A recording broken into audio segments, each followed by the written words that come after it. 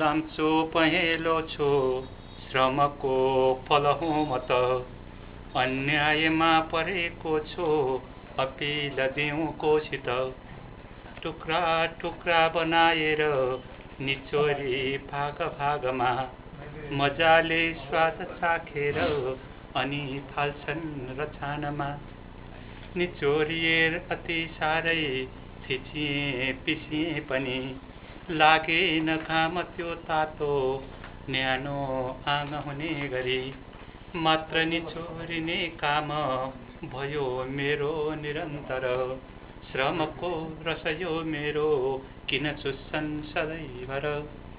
बनाई चुक कोहीले पोते जुनेली रातमा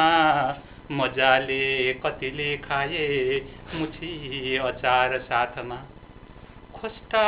खोस्टा बनाएर रस सारा झिकेपछि निम्क्याए किन मान्छेले आफ्नो स्वार्थ पुगेपछि